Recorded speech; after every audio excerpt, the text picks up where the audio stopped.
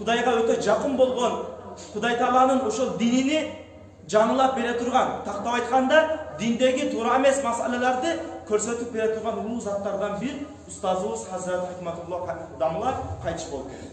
Барыбыз ошол Хазрат Дамланын өтө бир жакшы осуяттары бар эле. Осуяттарынын бирөөсү, албетте азыр интернет тармактарында ушундай бир фатвалар чыгып атат. Деги эле бул Кыргызстандын өзүндө эмес, бүт Орто Азия жеринде, керек болсо бүт дүйнө жүзүндө интернет желесинде, интернет тармагында өтө бир фатвалар, туура эмес маселелер көп айтылып атат деп, интернеттен фатва албагыла деген маселени Хазрат Дамла өтө көп айтмак. Өтө көп айтчу, биз барганда дагы өтө көп укканбыз. Интернет тармагынан фатва албагыла. Эмне үчүн интернет тармагынан фатва албагыла десе, себеби айтат, интернетте ушундай бир инсандар чыкты. Арамды адал, адалды арам дейт. Сүннөттү бидат, бидатты сүннөт дейт турган инсандар чыкты. Мисалы мен эсимде бар, ошол интернет тармактарындагы кээ бир дамлалардын арамды адал, адалды арам дегенине бир мисал, мен эсимде калган мисалдардан бир мисал айтып өтөйүн.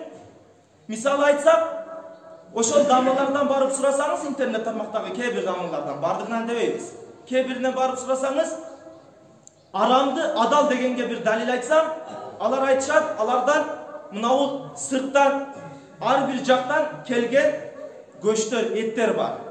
Тактап айтканда, тооктун көчү бар, же болбосо башка бир көчтөр бар. Алардан фатва сурасаңыз барып, ошол тооктун этини, ошол акарачканы, же ошол сырттан динсиз мамлекеттерден келген көчтөрдү, эттерди жесе боло береби деп фатва сурасаңыз, а эми көз менен көрбөгөндөн кийин адал да дейт. Көз менен көрбөгөндөн кийин адал да дейт. Аны союлганды биз көз менен көрбөдүк го деп жеңил эле фатва берип коет. А бирок Кудай Таала Кур'ан-ы Каримде айтты эле, эмне деди? Ва кулу мимма зукира смуллахи алейхи деди Кудай Таала Кур'анда. Аллахтын аты менен бисмилла Аллаху акбар деп союлган эттен гана жегиле, бисмилла Аллаху акбар менен союлбаса, ал эт арам деди Кудай Таала Кур'анда. А бирок аларга барып айтсаңыз, жеңил эле фатва берет, эмне дейт? Эми көз менен көрбөгөндөн кийин адал да дейт. Мына бул арамды адал дегенге бир далил. Эми адалды арам дегенге бир далил айтсак, биздин асыл мурас динибизде, ата бабабыздын салтында бар ихсан кылуу деген маселе. Өтө көп айрыкча ушул кыргыз жергеси, айрыкча ушул Орто Азия элдери ихсанга, мейманга өтө бир жакшы бир назар менен карап, мейманды өтө бир улуулап, урматтап жүргөн калп болот. Эми ошол мейманды урматтап, ачканы урматтап, аксакалдарды урматтап, бисмилла Аллаху акбар деп жакшы калыс ниет менен элге ихсан кылайын деп бисмилла менен сойгон этини арам деп фатва берип атышат да. Элден дуа алайын. Ошол кабырларыбызга биздин берген ихсаныбыз кабырга жетсин деп бир жакшы максатта, жакшы ой тилекте, ошону дагы Кудай Таала Кур'анда кандай буйруса, Кудай Таала Кур'анда буйругандай кылып, бисмилла менен союп, мусулман адам союп, элге көч таркатып, элге эт таркатып, элге тамак берсе, ошол нерсени арам деп фатва берип атышат. Мына динде чукур кирүү деген маселе ушул. Динде чукур кирип кетүү кандай болот? Жанагы арамды адал деди, а бул адал болсо арам деди. Эми сүннөттү бидат, бидатты сүннөт дегенге мен эсимде калган далилдерден бир далил айтсам, мисалы алардан барып фатва сурасаңыз, мына бул Маулиди Шариф деген нерсе бар. Пайгамбарыбызга салават айтып маулид окулунат. Ошол Маулиди Шарифтер кандай десеңиз, алар айтышат, бул бидат да дейт. Бул бидат да дейт. А бирок Кудай Пайгамбар алейхисаламдын канчалаган хадистери, кийинки алым аулиялыктардын канчалаган сөздөрү бул Маулиди Шарифтин бар экендигине далил бар. Маулуд Пайгамбарыбызга окулунган маулудтун шариатта бар экендигине. Албетте бул маулудте инсан эч бир туура эмес амалды кылбайт. Кудай Таала Кур'анда айтты: "Инналлаха ва малаикатаху юсаллуна алан наби, я айюхаллазина аману саллу алейхи ва саллиму таслима." Албетте Кудай Таала жананын периштелери Girgендер сураны сүйлөбөй кирсеңиздер жакшы болот. Биякта сөздү бөлүп койтабыз. Унчукпай келип отуруңуздар, сураны сиздерден. Кудай Таала Кур'анда айтты, албетте Кудай Таала жана анын периштелери пайгамбар алейхиссаламга салават айтат. İnsanlar sizler de Peygamberimize salavat ayttılar dedi. Anan oşol Mavlud-i Şerif'te hiçbir turames amal yok. Balkim Peygamberimize salavat ayttık. Bu yerde cumalarda hem öttük, gördük oşol nersen. Anan oşol sünnet bolgon, oşol mustahab bolgon, oşol jakşı bir amal bolgon nerseni Allah bid'at dep hüküm beredi. Jo bolsam alardan dagı bir fatvalarından aytsam, uyat bolsa dagı aytayın. Sebebi alar bir yerlerde oşol minbarlarda turup uşul cumalarda, uşul aytlarda elderge vaaz nasihat kılıp atkanda buga fatva berip atat. Bu nerseni bolot dep fatva berip atat. Alardın fatvasının tуура эмес экендигине айтуу максатында, элге жеткизүү максатында уят болсо дагы ушул жерде айтып берейин сиздерге. Алардан сурасаңыздар айтат, интернет тармагында бул фатвалар көбөйүп кетти. Кандай фатва? Алардан сурасаңыз, мынау эркек менен аялдын cınıslık mamule, töşek mamulesinde erkek kişi ayaldın cınıslık müçösünü öpse bolavu dep, ayal kişi erkek kişinin cınıslık müçösünü öpse bolavu dep fatva sorarsanız bolot degen fatva beredi. Mına bid'atı sünnet degen, sünneti bid'at degen, aramdı adal degen, adaldı aram degen fatvalar mına bolot. İnternet tarmağında tolup ketdi bu fatvalar görseňizdir. Egerde oşol birbirinin cınıslık müçösünü öpse bolavu deseniz uyat bolsa da aytabız. Owa bolot deyt, birbirinin rahat alışın bola beret deyt. Mına fatva karаңыз. Mına dinde çukur girүүnü karаңыз. Emi oşol Tajikistanda Hazrat Damladan ustazımızdan Avliyaullah'tan uşul jönündө şagirtleri fatva soraptı. Damla ушундай bir fatvalar çıkıp atat. İnternet tarmağında ушундай alımlar çıkıp atat. Ayaldın cınıslık müçösünü öpse bolot, erkektin cınıslık müçösünü öpse bolot degen fatvalar çıkıp atat.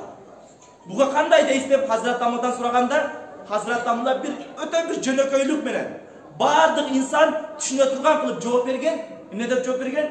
Bunu ayban da kılbayt dep жооп берген. Ayban da жыттап кетип калат, одон арагын өтпөйт, тактап айтканда өтпөйт деп айткан. Анан ayban кылбаган нерсени кылып аткан болсо, ошого фатва берип аткан болсо, бул каяктагы дин? Каяктагы шариат? Алар айтат, буга далил жок дейт шариатта. Бұл аял киши менен эркек кишинин мамилесинде экөө бири-биринин жыныстык мүчөсүн өпсө болобу, болбойбу жөнүндө хадис же далил жок деп айтышат. Алардын өкүмү ушул.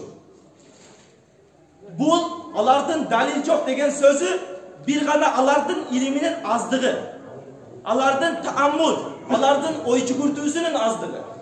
Эмне үчүн дегенде, себеби эгерде кичине бир акыл болсо, мына бул хадис аларга жетмек. Мына азыр мен айта турган хадис аларга жетип ашмак эгер кичине акыл болсо. Эмне хадис? Сахаби аялдар, сахабалардын аялдары Пайгамбарыбыз саллаллаху алейхи ва салламдын жубайы Айша энебизден ар бир маселени келип сурашат эле. Айша энебизден ар бир маселени келип сурашат эле. Ошондой эле Айша энебизден келип сурашты сахаба аялдар. Ey Ummul Müminin, momundardın enesi bizge жооп бериң. Пайгамбар алейхиссаламдын төшөктөгү маселеси кандай эле? Биз ошол төшөк маселесинде дагы пайгамбарыбызды толук ээрчийле. Пайгамбар кылбаган нерсени кылып албайлы деп, төшөк маселесинде дагы Айша энебизден келип, пайгамбарыбыздын аялынан жубайынан келип сурашты. Ошондо пайгамбарыбыздын аялы Айша энебиз минтип жооп берди. Ма ра'a minni wa la ra'aytu minhu. Ушул хадис негизи жетет. Men Пайгамбар алейхиссаламдан, Пайгамбар алейхиссалам менден birartabız avrat müçöbüzdü көргөн жокпуз деп. Avrat müçönü öpүү эмес, балким экөөбүз бири-бирибиздин avrat müçöбүздү көргөн да жокпуз деп. Сүннөт каякта турат, булардын кылган кылыгы каякта турат. Негизинен түшүнгөн адамга ушул жетет. Пайгамбарыбыздын сүннөтү эмне экен? Төшөк маселесинде ayal erkek özü Kuday Taala adallık bergen el ağa.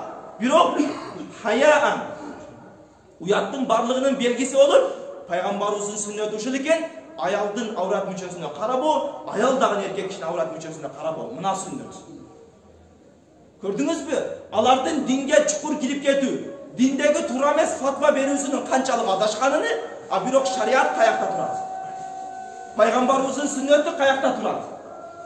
Пайғамбарыбыздың сүннеті бияқта тұрып, тап-тақыр бір-бірінің аурат мүшесін қарабаш керек болса, алар өпкенге де фатва береді. Наузу билlah, Құдай сақтасын мұндай нәрсе. Ошондой эле пайгамбар алейхиссалам хадистеринде айтат: "Якуну фи ахири замани даджалун кадзабун. Ya'tunakum min al-ahadith bima la tasma'una antum wa la aba'ukum. Wa iyyakum wa iyyakum." Пайгамбарыбыз саллаллаху алейхи ва саллям ошол доордо 14 кылым мурда туруп, биздин азыркы доордогу ошол туура эмес маселелерге фатва берген инсандарга мынандай деп бир хадис айтыптыр. Эмне деп хадис айтыптыр? Пайгамбарыбыз айтып атат: "Акыр заман болгондо бир учур, бир заман келет. Ал жерде бир адамдар чыгат. Bir molda söröylер çıkar. Özünce damlamın degender çıkar. Alar silerge ya'tunakum bima la tesma'una entum ve la abaukum. Silerge uşunda bir fatvalardı beret. Siler de ata babalar da ukbagan fatvalardı beret deydi kanamız. Oşol neseni bola öğretip uqqanbız mı? Bola öğretip atalarımızdan uqqanbız mı? İhsanda da aram ekenligini atalarımızdan uqqanbız mı? Ci atalarımız bir ölerden uqqan mı? Yok, alardan hiç kimisi uqqan da emas. İhsan, bu fatvalar oşol 20 yıl, 30 yıl murda bu yerde bir fatva verilse, Özbekistan, Tacikistan'da oşol fatva verilgen. Bir kıl sistema, bir kıl söz menen aytılgan fatvalar. Azıcı bir ayılda iki moldanın sözü birbirine kirişmey, birbirine dal gelmey turat. Hem ne için? Oşondoy bir ad-deccaluna kezzabun, jalgançı. Siler de, silerden atanar da uqpagan nerseni aytat degen insanlardan jalgançılardan çıkkandığı sebebi. Şunday bir din düşmanlarının çıkkandığı sebebi. Bular aytat bu hadiste. Alar silerge, siler de, silerden atanar da uqpagan nerseni aytışat dedi. Atalarımız uqpagan nerseni aytkan bolsa, biz alardan sözünü uqpayız. Sebep Kırgızdın atası, Kırgızdın saltı, Kırgızdın ürf adatı şariatga eğer oşol ürf adatı aksakallarımız kılsa, oşol saltı alımlarımız kılsa, oşol saltı jakşı 5 vakit namaz okuyan insanlar kılsa, al salt şariatga 99-100% şariatga düşer. Anın hiçbir şey kümenü yok. Men buga çeyin köp jerde aytkanda aytıp kelip attım, mına uşul ayıtta köpçülük aksakallarımız keler. Ayıtta köpçülük insanlarımız keler. Oşonday bir tuura emes fatvalarda bergenlerge men şariattagı bar dalillerdi. Şariatta bizim ihsanlarımızda kanday daliller var. Oşolordun bardığını men aytıp жеткизейин деген максатта айтып атам силерге. Бул жерде вала юдиллунакум вала яфтинунакум. Хадистин уанысына пайгамбарыбыз айтып атат, ошол жанагы силер да, силердин атаңар да укпаган нерселерди силерге айтып фатва кылып айтып келген инсандардан узак болгула dedi пайгамбарыбыз. Алар силерди адаштырып койбосун, алардан узагыраак жүргүлө dedi. Balkim özübüzdün ayıldagı, özübüzdün eski alımlarımız var. Bu jakta Temurbay damla var, Hanafi damla var, Marifcan damla var, Harekemiz var. Oşondayla özübüzdün eski, özübüzdün ayıldagı damlalar dugaylı. Bu damlalardan kadırına jeteyli. Ne üçün? Bu jönde dagın